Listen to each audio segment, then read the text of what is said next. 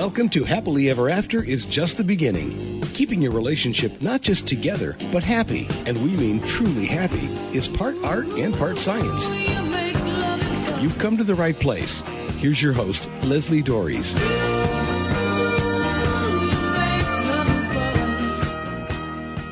One of my all-time favorite quotes is, "Marriage is our last best chance to grow up."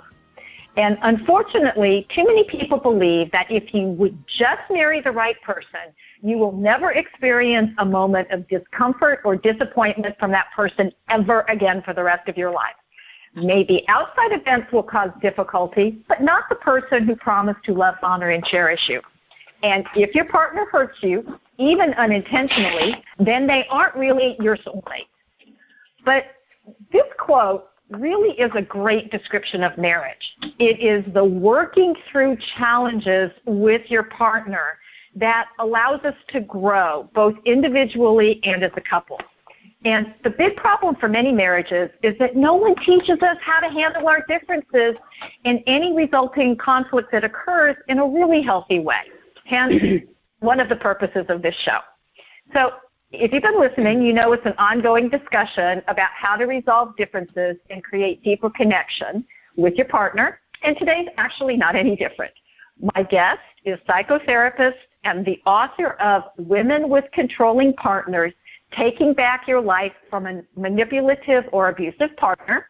Carol Lambert is here to add another perspective to this, because I keep hoping that, if I talk to enough people, something's going to get through. So, Carol, thanks so much for being on the show and talking about, again, a very common but really, really important topic. Thank you so much for inviting me. I'm happy to be here. Great. So, as you know, I get a lot of my guests from the psychologytoday.com website, and you wrote a recent piece for them called "Relationships Just Hoping for Change Might Keep You Stuck." And in it, you start with an example of someone holding out hope for a relationship based on a focus on when the times are really good. So this actually sounds like a good thing. So what makes it problematic? Well, successful relationships are far more than a collection of harmonious times, and it has a lot to do with what happens in between those periods.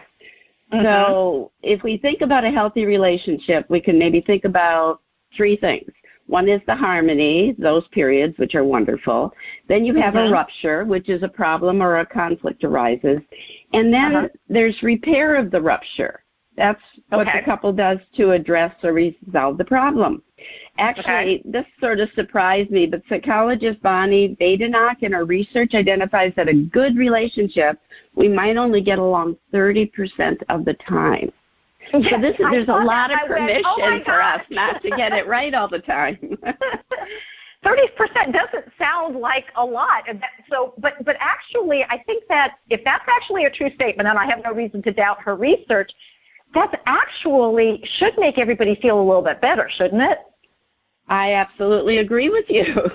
Yes, but there's pressure off, so to speak. Yeah. So one common relationship pattern that I do see, though, where the harmony becomes a problem is that when it gets disrupted by the conflict, let's say it's set off by one partner having hurt feelings.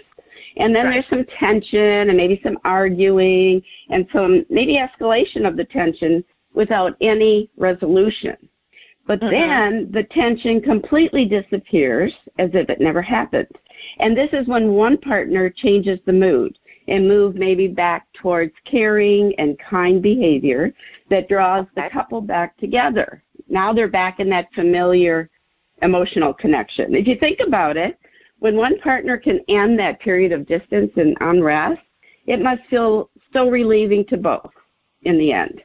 So these are the times when, so when these times come about, plans get made, needs are met, and life can sort of feel better once again.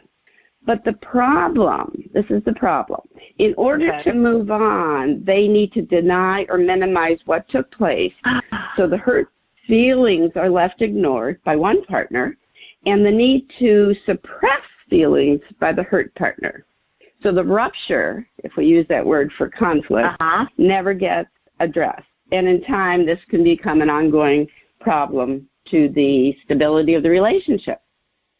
Well, and I see that, and as you're talking about that, I'm thinking about clients that I've worked with where, okay, it's the whole not rocking the boat. Okay, things are back on track. Now, I don't want to bring up my hurt feelings, or I don't want to go back and address that because now it's going to set the waves in motion and we're going to start rocking all over the place. But you're right, it does kind of do what I call going underground and kind of eating away at the foundation of the relationship because it isn't being addressed. That's right. Yes, absolutely. I agree with that. I see many, many examples of that with people I work with. I mean, and this is, I mean, and there are a lot of people out there, and I actually think it's most of us, because I haven't met very many people who really enjoy conflict or dissension. There are a few people out there, I think, that do, but not most of them, and especially not with the person that we're trying to live with 24 hours a day. So we have this whole thing about conflict avoidance, which I tell people you can't avoid it, you can simply postpone it. And the longer you postpone it, the worse it's going to become to deal with. But nobody likes dealing with that stuff. Nobody likes being uncomfortable. It's kind of like, oh, good, that's all taken care of. Let's just paper over it and move on. But that's right where you're saying the problem is. Exactly. That's where we need to pause, for sure. So you also talk in the article about several examples of problematic relationship behavior, and I think we're kind of skirting around some of those, so I want to just go ahead and dive headfirst right into them. So what are some of the examples you talk about and what makes them problematic? Okay. Actually, given problematic behaviors, one behavior is actively avoiding any kind of conflict. That in and of itself is a problem. Right. And I think often this can even start during the dating period where, each person's putting their best foot forward. And it feeds the belief sometimes that this partner feels very compatible. We get along so well. But it's inevitable that conflict will arise, and perhaps during the commitment period or marriage, or some couples then become ill-prepared together to deal with handling their differences. And that would be a great majority of couples aren't very well equipped for this. Aren't very well equipped, yes. So then the problematic behaviors that I've noticed when I've reviewed this with over, I think, 1,000 women in my sample is, first of all, there's a refusal by one partner to take responsibility for his or her behavior that can cause the conflict, okay? And what do they do instead? They blame their partner. And what they might do is start attacking their character or maybe other deficiencies to make their case. So they are not willing to step up and hold themselves accountable. Another possible also behavioral problem is when they do take ownership of their problem, but they ultimately hold their partner responsible for causing them to react that way. In fact, blaming their partner. You made me mad, so I did this. That's right.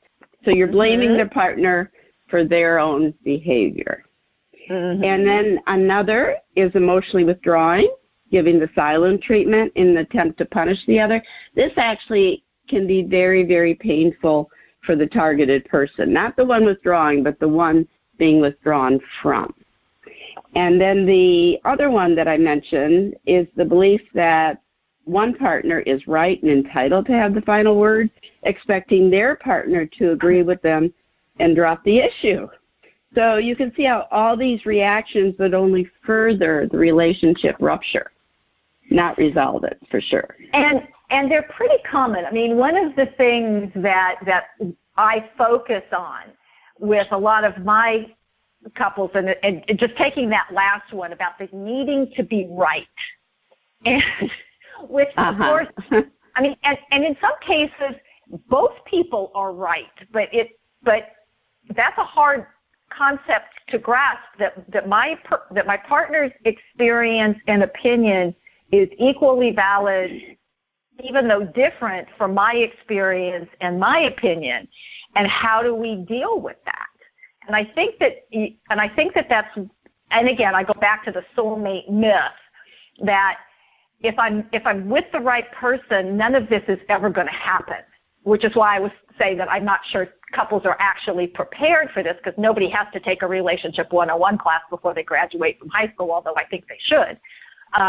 Because they don't know what to do with this. And then, of course, we all know about the in love phase where we have, neurochemicals that actually distort what we're experiencing, and we don't see the quote unquote flaws in our partners or the places they disagree. It's only when we come out of that,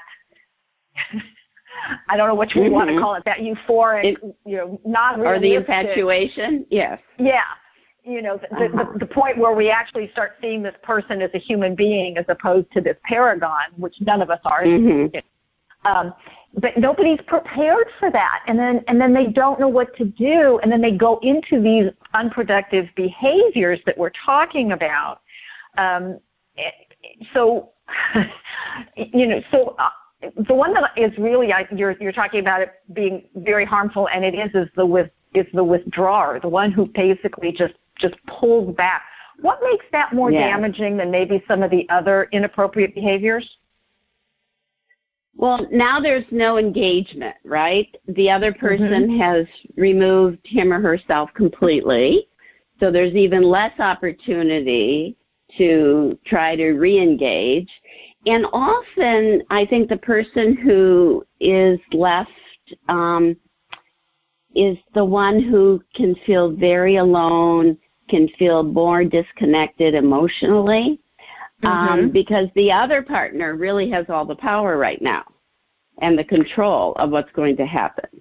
And I think that powerlessness is very, very uncomfortable, disturbing, and one can get emotionally very stuck there.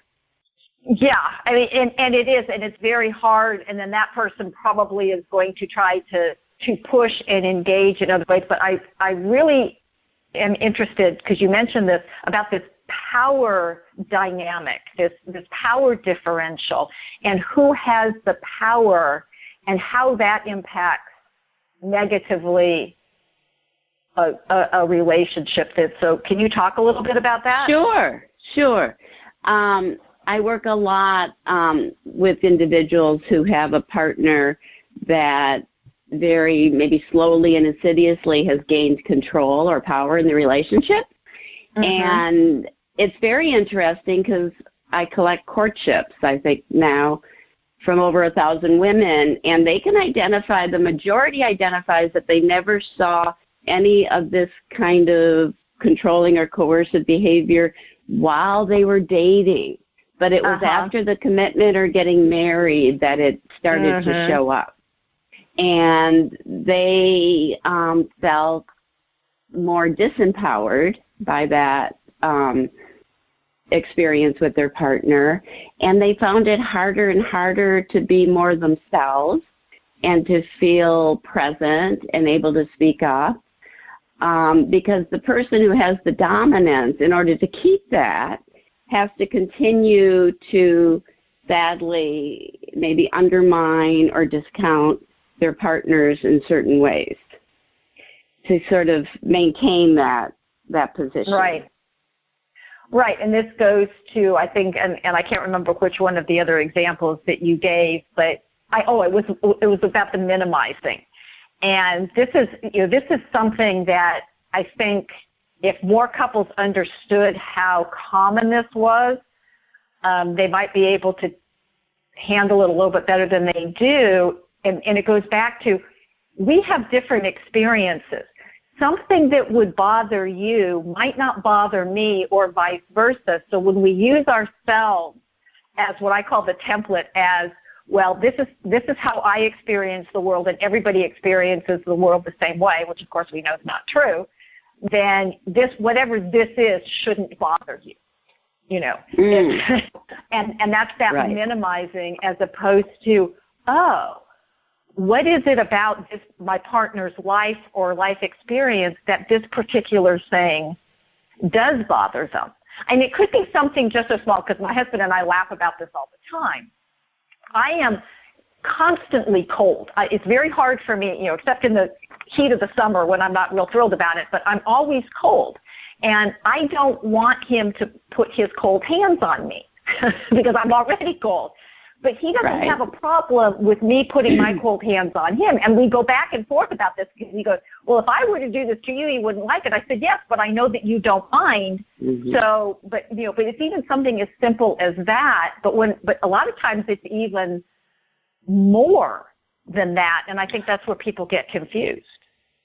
And also, Leslie, you and your husband are talking about it. In that little example you just gave, you're having an exchange about it. You're kind of pondering, isn't this hard? Or why are you like that? Or this isn't the thing for me. But you're communicating about it. And that's what's so valuable and important. And there's a whole lot of data that when we have relationships that don't have shared power, they are really are on a very difficult course to be satisfactory to both people. So when there's shared power as opposed to power over, you're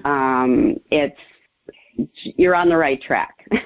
Everybody has some input into the relationship. Right. So this is Happily Ever After is just the beginning on webtalkradio.net.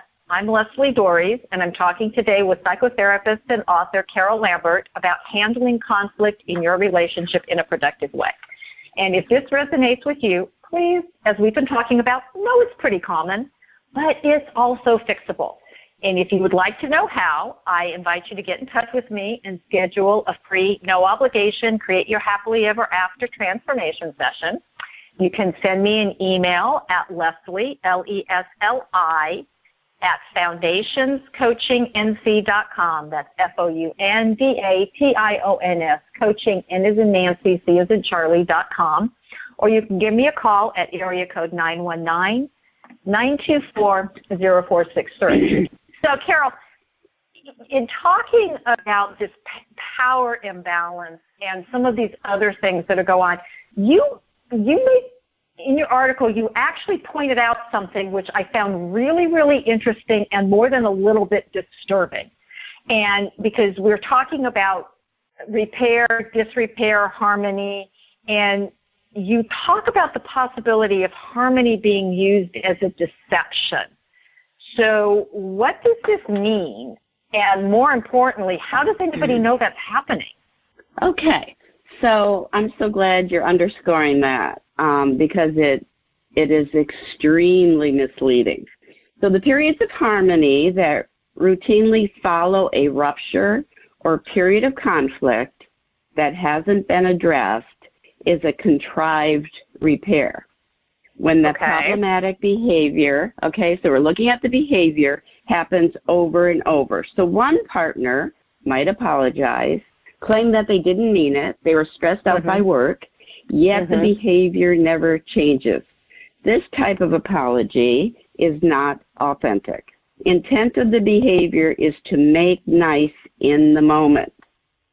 So this seemingly positive experience can instill hope. That's how it becomes so powerfully misleading, because it does raise more hope for the relationship to change and improve.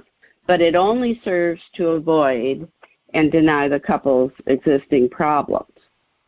So I have some questions one can ask oneself in terms of how to recognize harmony as a deception. So when the harmony is taking place, the question is, or the questions are, is it preceded by tension and conflict? Did the tension disappear by one partner expecting the other partner to forget and move on? Are there promises that the behavior won't happen again? But it does. And this type of harmony is intended to persuade and deceive. And so ultimately there's an avoidance of the problems in the relationship.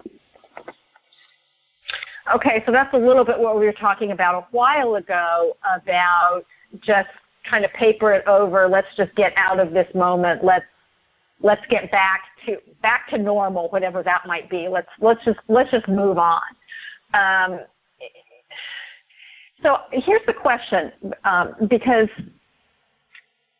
does the deception have to be intentional, or is it just, I'm really uncomfortable in this moment, I want this moment to end, and I'm going to do whatever it is I need to do to get out of it, and I'll worry about the future later? Does that make any sense? Well, it could be that, but when something gets repeated in the same way at the same time, it does become more intentional. It feels intentional. It's orchestrating an outcome for that particular partner. So does that make sense? It does, but is this different from, because I believe, and I don't think you're going to disagree with me when I say this, that change is really hard for most people. And so I do something that my partner tells me is hurtful, or somehow we end up in an argument or something, and I'm not even really sure how we got there. But so I say, I'm sorry, I won't do it again. But then I do it again. Is that because I don't have a plan for change? Or, I mean, I suppose it could be both, but I guess I'm a little confused about, again, because to me deception implies intent, that I am intending to deceive this person, as opposed to I'm just trying to be comfortable in the moment. Does that make any sense? Well, I think there is that piece, being comfortable in the moment, but I think it doesn't include the comfort of their partner. If we're looking at it as from the dynamic of a couple, of two people. And they also are very much at the point that they mislead. Well, they don't pay attention to what they're promising, what they will change, what they know is a problem. And sometimes I encourage one partner to ask the partner what they're apologizing for. Are they talking about the same thing? That's a really important piece as well. But also, it reminds me when I used to discipline my children when they were younger.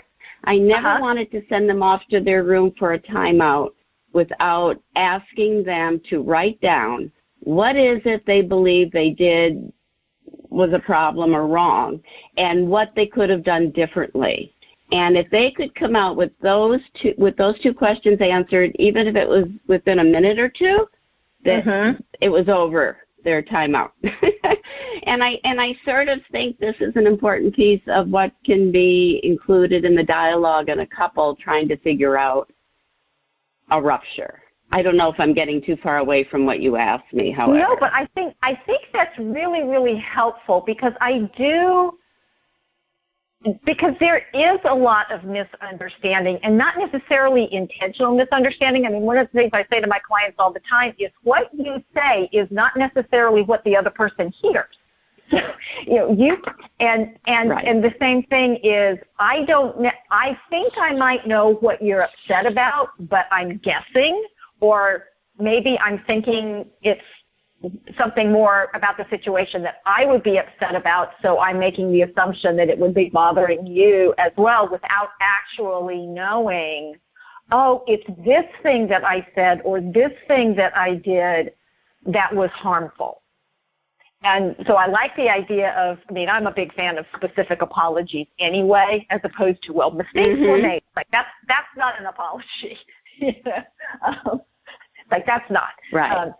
And it's also maybe not enough just to say, well, I apologize for hurting your feelings, but if I don't know what it is that I said or did that was actually harmful, then I can't change it because I don't know what it is. That's right. Right. And you're not holding yourself accountable then for the behavior. You're just saying, I'm sorry your feelings got hurt, but you're not saying, I'm sorry I did this that caused your feelings to be hurt. Right. Okay. Well, that makes sense. But again, we're going back to this idea of people wanting to get through the rupture quickly, not necessarily effectively. And again, people don't like, most of us, I'm going to say, don't like being in a state of tension. And so it's like if we can, to me, I find it like water, finding the path of least resistance down the hill. If I can get out of this tense situation with the least amount of effort, why wouldn't I do that? But what you're saying is that that's actually the wrong way of looking at it, that we should be more welcoming of dealing with the conflict. So how can people get better at this? All right. So I think it's wonderful if couples can embrace their troublesome moments. And I do think as they get better at it, it is quicker. It can be a quicker repair or fix. So first, I suggest thinking about conflict as really a disagreement. Just replace the word. So yes, I so agree with that. So there's a difference of opinion. If you really think about disagreement, it's a difference of opinion. It's almost like I can love you and have a different opinion, right?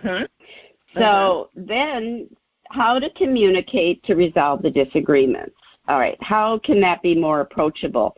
So I like to think of these three qualities that if each partner were to really kind of take them on, it might help them to communicate from a place, a stronger place. So one is just the simple word of respect, which if you look it up in the dictionary, which I decided to do yesterday, it's just the act of giving particular attention or consideration to another, what they're saying, what they're doing, just paying attention.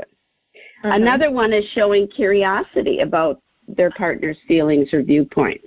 And it gives them the message, it's giving them the message, I'm listening and I want to understand your point of view. You might even ask questions to clarify to be certain you're understanding their point of view. And then there's empathy, showing some understanding or sensitivity to the experience of their partner. So when a couple could prioritize their troublesome moments, maybe with intention, there's a few guidelines I could offer. So this is where prior to the conflict or the storm, and maybe it's during one of their harmonious times, that one of them initiates talking about how they can handle those ruptures in a more productive way for both. So this is where both partners need time to talk, to say what they each need to say. That's critical. Then both partners also need time to experience listening to the other. The one being listened to needs to truly feel heard. And they need to stay focused on the issue and not bring in old problems or demean the other's point of view. That doesn't have a place in this communication. And then also for them to really try to commit to a goal of reaching some type of agreement, whatever that might be. And I think if they're able, go ahead. Sometimes that agreement could be just, we're going to agree to disagree about this particular thing because it doesn't have an impact on us, really. That's right. And maybe in the process, them feeling they got to say what they needed to say and they felt heard and understood by the other, it becomes less important if they all arrive on the same place. And so I think for the couple, the gain for the couple is that they can eventually both feel safe to be more themselves, speak to what they need or believe, and know that the other partner will listen and work with them. And this doesn't mean they will always agree, but that doesn't become the problem. Absolutely, because no two people, no matter how compatible they are going to agree about everything because they've had different experiences and they have different ways. I mean, we might look at the world in a similar way, but not necessarily in the exact way. I mean, it just takes me back to a comment that my son probably about 10 years ago, maybe not quite that long ago, he said to me, "Mom, I don't understand people who don't think like I do." And I said, whoa. I said, "Is that an observation or a judgment?" And he went, "It's an observation." I went, "Okay, we're good." He's like, okay, we're good. Because, I mean, we can only see the world through our lens. And I love that you mentioned being curious about the other person. I'm a big proponent of curiosity and confusion. Help me understand. I'm confused, or I'm curious about that. Tell me more, because one, you talk about listening, and most of the time what we do is we listen to rebut, and we hear just enough to formulate our counterattack, which is not the same thing as listening. Mm-hmm. It's not the same thing as listening to understand, or and it is really we are on the same page about, I don't like the word conflict. You can't positively spin that word. It's just a disagreement. It's just a difference of opinion. How we handle it is how it ends up conflict. But it's being able to take a step back and recognize that this person that I've asked to join my life with me is going to see the world differently. And that's why I like this quote about it's our last best chance to grow up, because it's the challenge of being faced with differences that allows us to grow. We don't grow from a place of comfort and ease. Correct. Why would I need to do anything different? Yeah. And I think as a couple tries to attend to their troublesome moments, they should always think about maybe being a little coach for one another, feeling free to point out that, I thought you were listening, but now I see you're distracted. Could you come back to what I'm talking about? Whatever it might be. Down. But to really be patient and try to hold, help one another in this process. Absolutely. And I think that the more people do this and not wait until these things build up to the point where they're spilling over and polluting everything. But if they can do this, we talked about this earlier, if they can do this more regularly, then the repairs happen faster because they're already somewhat skilled at it. So absolutely. This has been a great conversation, Carol. Can you tell people where they can learn more about this, about you, about how to learn these? Sure. Be happy to do that. Thank you. I, for 20-plus years, ran, and I still do, facilitate a group for women with controlling partners. And it's a recovery group. And in relationships where one has more power than the other, it takes the one without the power to get stronger, emotionally stronger, to be able to stand up in the relationship and then see what's possible with their partner. And I put that recovery group model into a book titled Women with Controlling Partners, Taking Back Your Life from a Manipulative or Abusive Partner.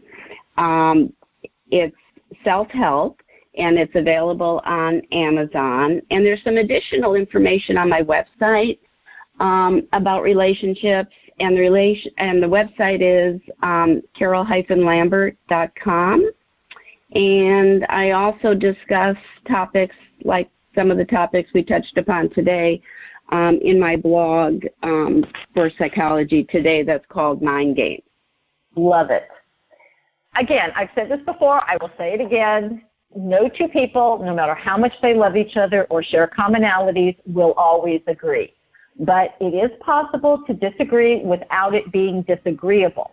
There are skills that you can learn to make this more likely. So the question is, what would move you towards this? And hopefully one of those things will be to continue to listen to this show and to guests like Carol Lambert who have information, valuable information, on how to make your relationship better. So until next week, stay loving.